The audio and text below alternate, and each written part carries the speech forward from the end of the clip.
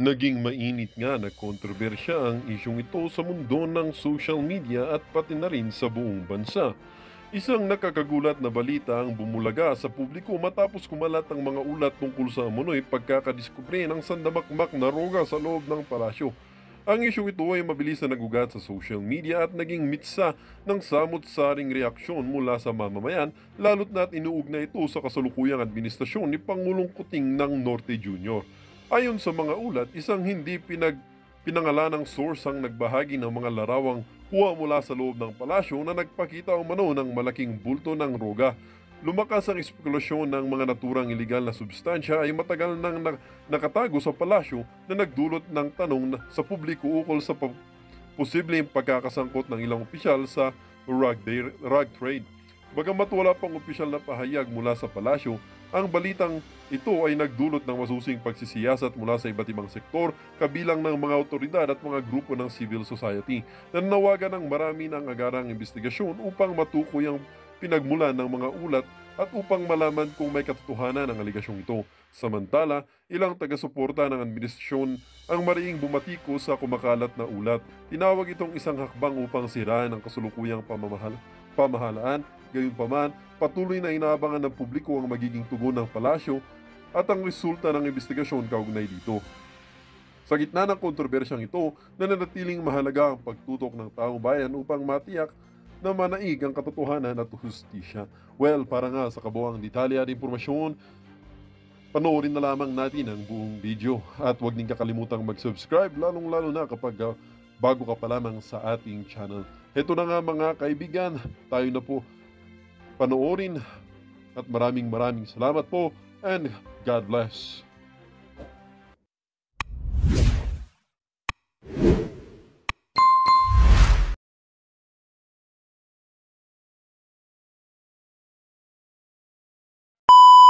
Mula Luzon, Visayas at sa Mindanao.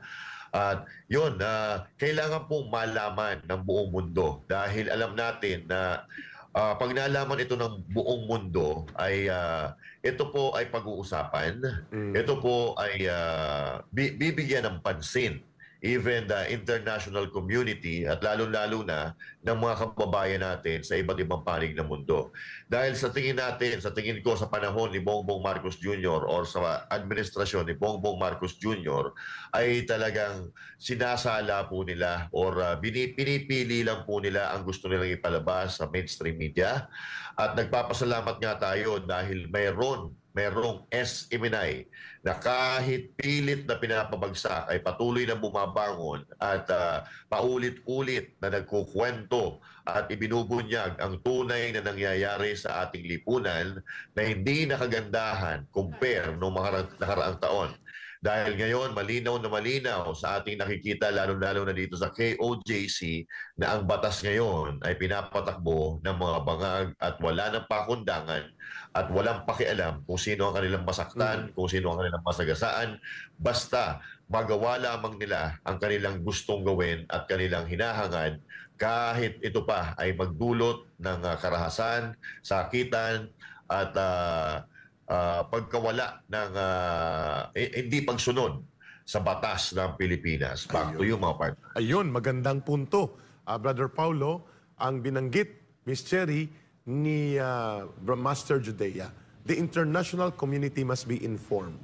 The international media must not rely on corporate media na kontrolado ng grupo ni Marcos at ng kanyang pinsan na si Romualdez at ng asawa niya. Because everything about their atrocities and kung si Attorney Panilo pa, monstrosity of human rights violations na ginagawa sa Kingdom of Jesus Christ sa Davao City ay pinagtatakpan at tinitwist. Ipapasa kita, Brother Paulo, Master Judea, kay Miss Cherry dito sa mahalagang talakayan kung bakit kailangang isang bulat sa buong daigdig. The reason why we are having Brother Paulo Calzo as an international correspondent ng SMNI today sa interview na ito. Ms. Cherry, your interaction sa ating dalawang kapartner na resource persons. Ayan, magandang umaga muli sa inyong dalawa. Si Master Judea, yung napapalapit na natin, bukas na yung schedule ng ating yung ocular inspection ng ating Senado at saka yung ating isasagawang public hearing. Ano yung ine-expect po nating mangyayari bukas? And Master Jade, before you answer, please, Ms. Sherry, same question. Hingan din Yes. natin ng expectation sila, Brother Paulo at ang International Filipino Community. Yes, singirin po kami sa inyo, Brother Paulo, dyan sa Amerika. Ako po muna, no? Ay, sige po. Okay. Alright, so regarding po dito sa nalalapit na ocular inspection at maging dito sa nalalapit na hearing dito sa nagagawin, dito sa Davao, inaabangan po natin yan, ano? Napaka-importante po nito. Napaka-importante rin po nitong hearing na to, lalo-lalo na yung ocular inspection na gagawin ng ating mga senators, no? Kasi dito po sa loob ng KOJC compound, hindi na po kami makagalaw ng maayos. At mayroon po mga lugar dito na restricted at hindi po pinapapasok even yung mga workers or members ng KOJC. Dahil kinukordonan po ito ng mga kapulisan at alam naman po natin na pag may kordon, yan po ay police line, hindi po tayo pwedeng pumasok dyan. At pag tayo ay pumasok, pwede tayong arestuin, pwede tayong ikulong. At ang mga lugar po na yan ay ito pong cathedral, hanggang sa ngayon po ay binabakuran pa rin po nila. At ang pinaka-nakakapagtaka po dito na kung bakit hindi tayo pinapapasok ay yung pong basement ng JMC, no? At ngayon po, kakaiba po yung mga galawan dito na napapansin natin. May mga kakaibang nangyayari dito sa loob ng Kingdom of Jesus Christ compound. At kung nababalitaan nyo po or kung napanood nyo po kagabi, ay mayroong silang actually, nung isang gabi pa, may nalaman tayo na ipinasok ng graba at mga buhangin at saka tubig. And then kagabi, nakita mismo ng aking dalawang mata yung ipinapasok nila ng mga semento na nakalagay sa karton na lalagyan ng tubig.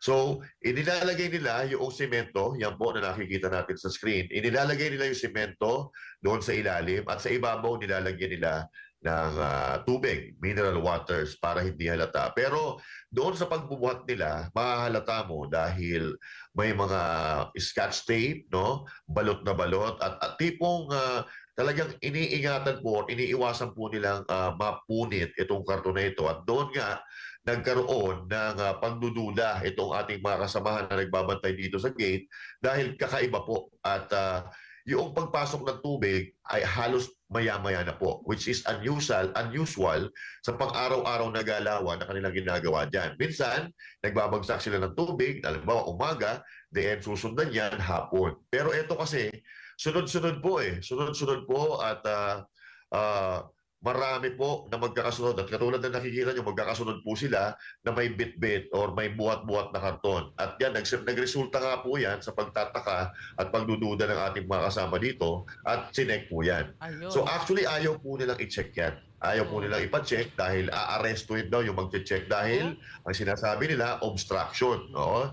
Obstruction of justice. Dahil dito daw, na dinadala nila, pinapasok nila, ito po daw ay mga gagamitin sa pagsaserve ng warrant of arrest. And I don't know kung bakit ganito nakatanga ang ating mga pulisan, kung bakit sumusunod sila sa mga utos ni General Torre na alam nila na maling-mali. At ang pagkakaintindi natin dito, kung sino ang mga nagbubuhat dito, alam nila ang mga laman ng mga karton na yan. So bakit sila pumapayag na utuin sila ng mga amo nila na gumawa ng hindi maganda at hindi naaayon sa batas ng mga hakbang katulad itong ginagawa nila. Dahil ito, mga kapatid, ay nag-ugat ito doon sa challenge ni General Torre na patunayan daw ni General Torion tuloy. Challenge ito ni General Torre na patunayan daw ni Atty. Torion yung sinasabi niya na may hukay daw sa ilalim ng sa basement na yan. At noong isang araw, mga kapatid, kasama ng mga local media dito, ABS-CBN, GMA7, News 5, nagpunta po kami dyan, kasama ng mga media na yon. At ang ending po, hindi po kami pinapasok. So doon po ay nagkaroon kami ng agam-agam na meron po talaga silang tinatago, which is eto, sumambulat po sa mukha ng ating lahat at sumambulat sa buong mundo yung hukay na ginawa po nila. At itong hukay po na ito, mga kababayan, ay hindi po ito basta-basta, no? Hindi po ito basta-basta dahil kagabi lumabas po kami at may mga nakausap kami personalidad, and we even talk to one of minors here in the Philippines na inexplain niya kung ano yung butas na yan. Dahil ganyan na ganyan daw po yung ginagawa nila kung paano sila magmina ng mga copper, ginto, o ano pa mga natural resources na kanilang binibina. So ganyan din po ang ginagawa nila, layer, at pinaghihinalaan na itong mga naka-uniforme na ito ay hindi po mga pulis, kundi mga minero po talaga. So now, ibig sabihin, mga kapatid, ito ay patunay na hindi po si Pastor Apollo Kibuloy or yung 4 na kasama pa niya ang pakay nitong mga tao na ito. Dahil ikinwento din po sa atin that maliban doon sa mga metal detector na ginagamit dyan sa lupa or dyan sa simento na yan, ay gumagamit din po sila ng satellite monitoring kung saan makikita kung mayroong mineral 30 feet below the ground dyan sa lupa na yan. So ibig sabihin, satellite na po ang pinag-uusapan natin dito. At ito po ay mga machinery or mga teknolohiya na ang mayroon lang ay Amerika at yung mga mayayamang bansa. So now, dalawa na po ang napikita natin dito. Hindi po paghanap kay Pastor Apollo Kibuloy at kasama na po dito ang Amerika sa mga ginagawa nila dito sa Kingdom of Jesus Christ compound. So, alam natin na first day, alam nila na wala si Pastor Apollo Kibuloy dito, and even the warrant of arrest na ginamit nila para pasukin ang Kingdom of Jesus Christ is nakapangalan sa ibang tao at naka-address sa ibang lugar. So doon pa lang, alam na natin, mag-iisip ka na kung ano ang ginagawa nila. And even doon sa pagpasok nila, katakataka dahil nagkakaroon ng negotiation sa harap, pero doon sa likod, mayroon po palang gumigiba ng mga bakod. So wala po talaga sila sa hulog. I mean, wala po sila talaga proper guidelines or proper na sinusunod, kundi makuha ata yung sinasabing kayamanan na nakabaon daw dito sa ilalim ng compound ng Kingdom of Jesus Christ. So hindi po paghanap kay Pastor Apollo Kibuloy, at itong pagsisearch daw di umano dito sa mga kwarto-kwarto o sa mga building ay ginagawa lang po nila na panglito doon sa mga tao para yung atensyon ng mga tao ay mapunta doon sa mga nag-iikot-ikot na kung tutuusin ay wala naman pong sila mapapakinabangan dahil alam nila na wala naman talaga si Pastor Apollo Kibuloy dito. Grabe. Ayun. Master Judea, punta muna tayo kay Brother Paulo. Partner Paulo, alam natin na itong ating mga kababayan dyan sa Amerika ay napaka-aktibong sumusubaybay, updated sila sa mga nangyayari dito sa KOJC compound. Ano yung inaasahan ng ating mga kababayan sa mangyayaring public hearing at ocular inspections? Alam naman ng ating mga kababayan dyan sa Amerika na punong-puno ng kasinungalingan itong pinagsasabi ng kasalukuyang administrasyon mula sa kaitaasan hanggang kay Torre. Yes, dito sa amin, sinusubaybayan talaga namin ang what is happening there. At we are hoping, expecting na may intervention talaga ang gobyerno sa pamamagitan ng Senate, no? That has been the question na tinatanong dito. Bakit the absence of the intervention of the other parts of the government, katulad ng Senate, katulad ng judicial. So sana maganda ang magiging resulta nito. Sana mapipigilan ang ginagawa ng kapulisan dyan sa KOJC.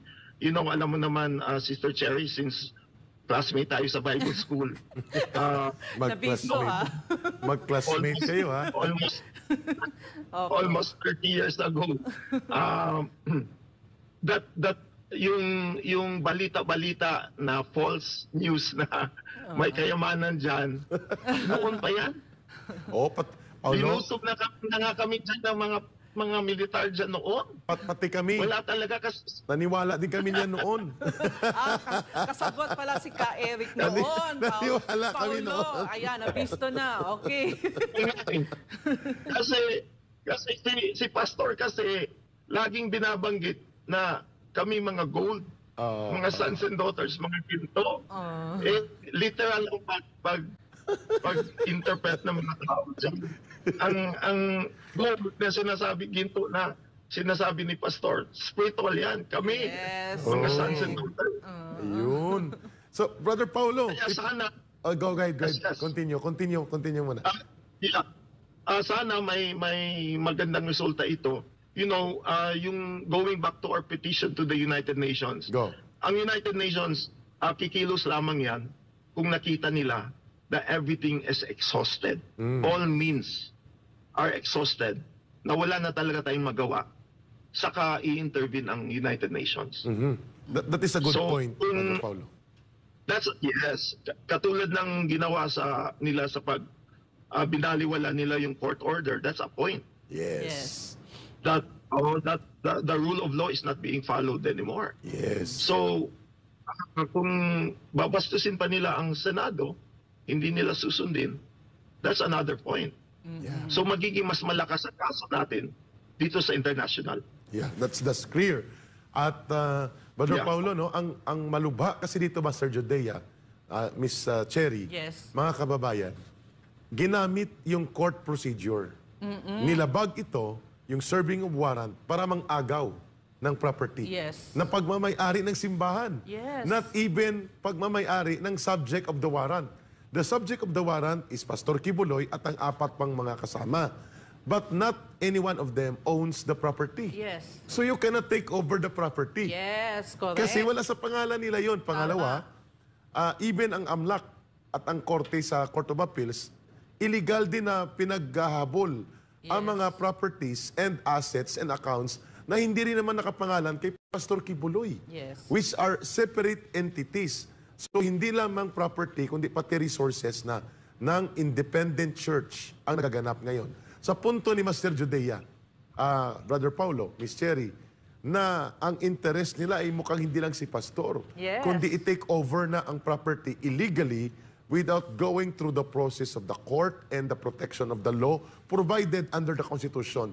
No person shall be deprived of life, liberty, and property without due process of law. Tama. Is Kingdom of Jesus Christ an entity? Yes, ang tawag dyan, juridical entity. Mayroon din tinatawag na natural person.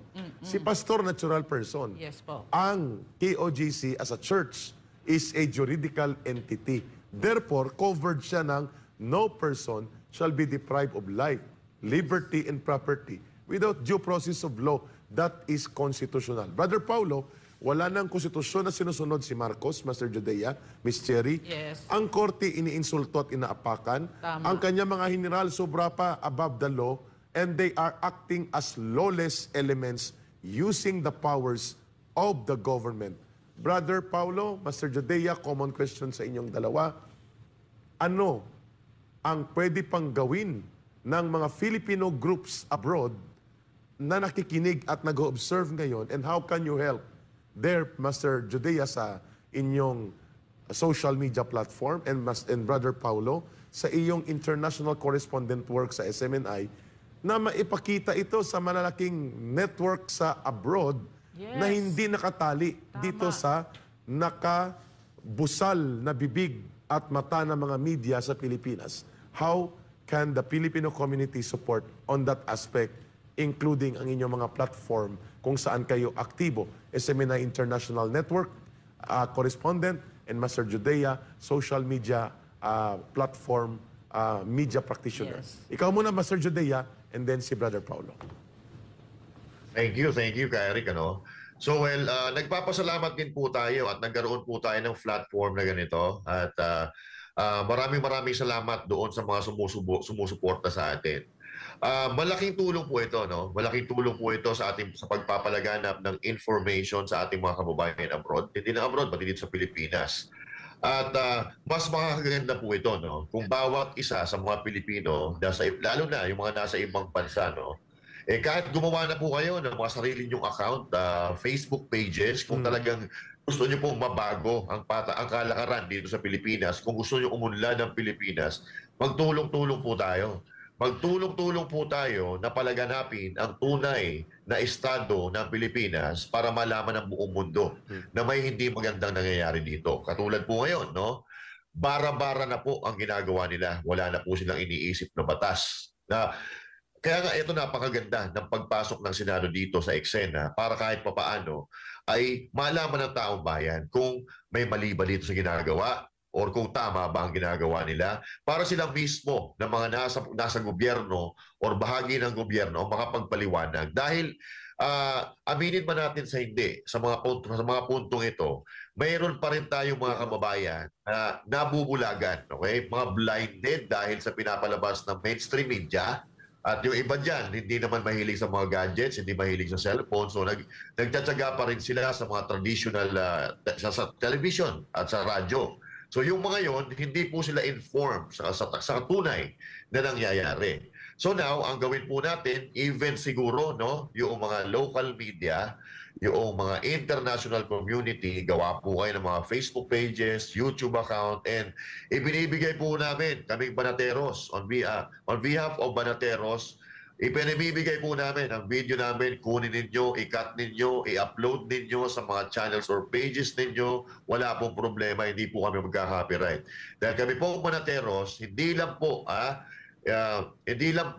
trabaho ang tingin namin dito sa pagiging vlogger, kundi yung puso na pakapagbigay ng tunay na totoong katotohanan at tunay na nangyayari sa ating lipunan. At kung mapapansin nyo po, tayo po ay hindi lamang nagsasalita dahil gusto natin magsalita, kundi pumupuna tayo doon sa mga bagay na napapansin natin na hindi na tama. Pagka hindi tama ang nangyayari, kailangan natin pigilan dahil hindi lang po sila ang maapektuhan, hindi lang yung bayan natin, kundi ang sambayan ng Pilipinas, pati na rin yung mga kababayan natin nasa abroad dahil pag-uwi nila, wala naman silang ibang uuwian, kundi ang Pilipinas.